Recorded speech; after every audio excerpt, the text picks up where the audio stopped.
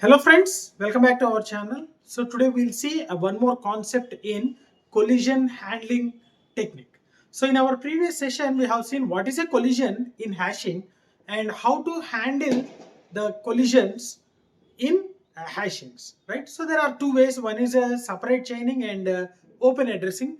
So in our previous session we have seen the separate chaining, and in this session we'll see what is the open addressing. So in that open addressing,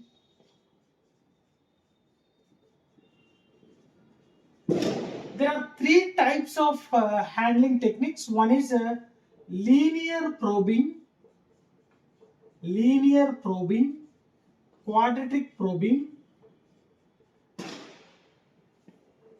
quadratic probing, and double hashing.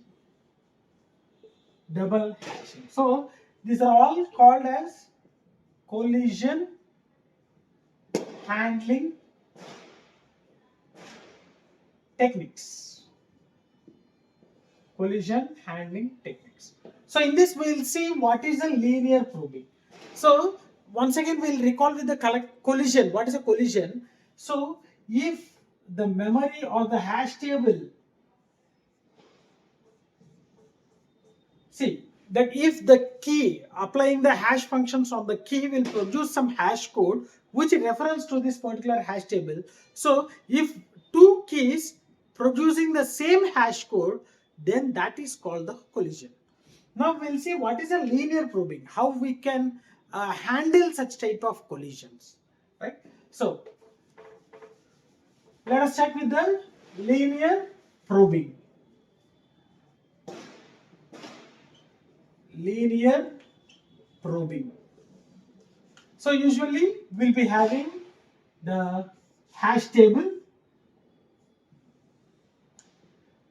0, 1, 2, 3, 4, 5, 6, 7, 8, 9.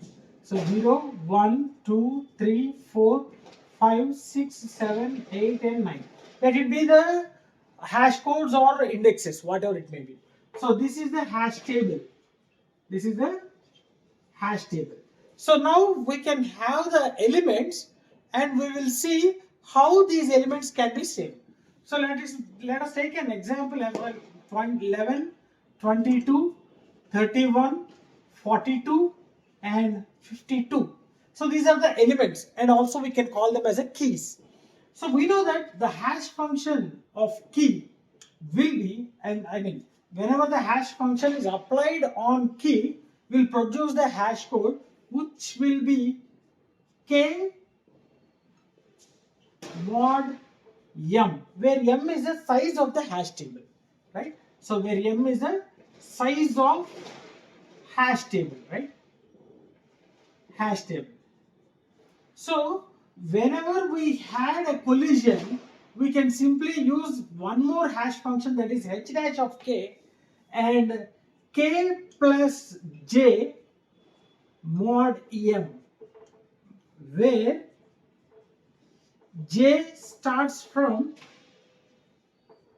1 to n. So we need to start j value with 1 to n, right? Now you can see, first consider the 11. So h of 11 will be 11 mod. So what's the size of the table? So size is 10 with index from 0 to 9. So 11 mod 10, which is 1. So 1 will be the hash code where we can store the element 11. So in the 1 index, 11 will be stored here. Now coming to the second one, 22. So where hash applied for 22 is equal to 22 mod 10, which gives the result as 2. So in the index 2 we can store the 22. So in the index 2 I am storing 22. Next 31, you can see. So h of 31 is equal to 31 mod 10, which gives again 1. So 1 is a hash code for a key 31, which has been already produced with a key 11. You can see here also we got a 1. So in this both cases, the hash code is same, right? So whenever we are trying to load or we are trying to store the 31 in index 1, we can see one more element is here. In such case, we have to apply h dash of k. So here there is a collision. Here there is a collision. So whenever we are trying to store the data in that particular index, already the element is available. So now what we have to do, h dash of 31 is equal to 31 plus j value. J value will start from 1 to n. So 31 plus 1 mod 10, which is equal to 32. So 2. And you can see again 2. So already the element is stored in index 2. So we can't store 31 in index 2. So again there is a collision. Again there is a collision. So we have to keep on moving. So finding h dash of 31 with 31 plus, now j becomes 2. We have to start from 1, and until you find the location in the memory, you have to keep on incrementing the j value. So we, in the previous case, we have taken j value as 1. Now we have to consider it as 2. So 32 plus 1 mod 10, which is 33. So the hash code will be 3. There is no collision because 3 is empty. 3 is empty. So 31 can be stored in index 3. Right? So whenever we are applying the hash function on 31, we got a hash code as 1, which is already filled with some other element. So that's why we calling it as a collision. So in such case, we are just adding some constant j value which starts with a 1, and again still we produce a hash code where already the element has been available in that particular hash code. So again there is a collision. So keep on incrementing j until you find the location, right? So here whenever j becomes 2, we find the location which is available. So 31 is available at, stored at 3. Now coming to the next element. What is the next element? 31, after 31 is a 42. So apply hash on 42, which gives 42 mod 10, which is 2. So this is the index where we find some other element. So here it produces collision. What we have to do, we have to find out h dash of 42, which is 42 plus 1. J value is 1 initially. Start j value from 1. And mod 10, which gives the result as 3, which is already available, right? So which is already filled with some other element. So again there is a collision here. Again there is a collision.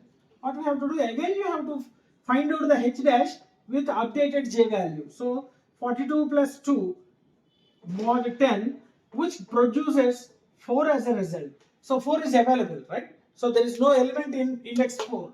So we have to store 42 in index 4. So I will store 42 in index 4, right? Next, 52. 52. The next element is 52.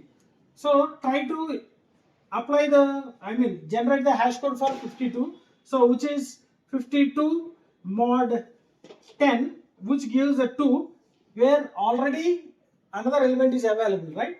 So find out h dash of 52. So which gives 52 plus 1, start with 1. So mod 10, which gives a 3. So already filled with some other element, right? So in this case there is a collision, and in the second case also we got a collision, and go with the third case updating the j value. So h dash of 52 is equal to 52 plus 2 mod 10, which gives a 4, and this particular memory also filled with some other element. So again we are getting collision. Again we are getting collision. So what happens? Again you need to find h dash of 52 with the updated j value. So 52 plus 3 mod 10, which gives 5. So which is available in the memory location. So we can simply store 52 in the location 5. So here it will be 52. Right? So in this way we have to fill the data into the hash table with reference to this h dash. So this is a formula we need to remember if there is any collision. So this is normal division method. So if there is any collision, you need to use this formula. H dash of k is equal to k plus j, where j starts from 1 to n mod m. so that we can find the location which is available, so that we have to store the key value in that particular memory location, right?